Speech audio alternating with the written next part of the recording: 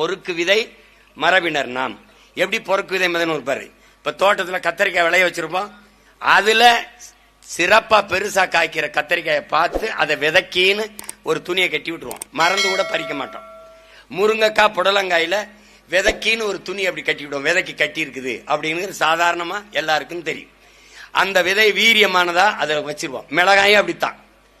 அதே மாதிரி மாடு, நீ ஜல்லிக்கட்டு மாடு, இந்த கிடா சண்டை, சேவல் சண்டையெல்லாம் விடுறது எதுக்குன்னு நினைக்கிற?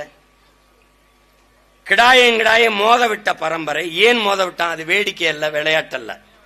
அதுல வென்ற கிடாய் இனப்பெருக்கத்துக்கு இருக்கும், தோற்ற கிடாய் கரியாயிரும். சேவல் சண்டை, வென்ற சேவல் உயிரோட இருக்கும் இனப்பெருக்கத்துக்கு, தோற்ற சேவல் குழம்பு அடுப்புல கொதிக்கும். அப்போ ஆடு மாடு கோழியில் கூட வீரத்தை கடத்தின பரம்பரையில் வந்த மரபு தமிழன் மரபு என்பதை நாம் மறந்து விடக்கூடாது. அந்த பொறுக்கு விதை மரபினர்.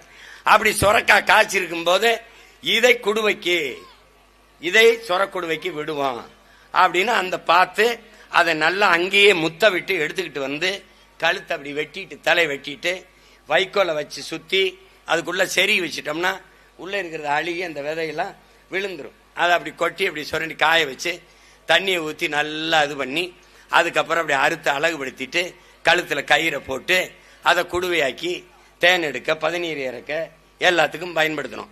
இன்னைக்கு அப்படி ஏதாவது சுரக்க பாரு, அம்மி குலவி மாதிரி இப்படித்தான் இருக்கு சுரக்க. என் மரபணு மாத்திட்டான். இப்படி எல்லாவற்றையும் மாற்றி மாற்றி அழித்து அழித்து வந்தவன். இந்த இனத்தை அழிப்பதற்கு அவனுடைய ஒவ்வொரு அடையாளங்களாக சிதைத்து சிதைத்து அழித்து வந்தவன்.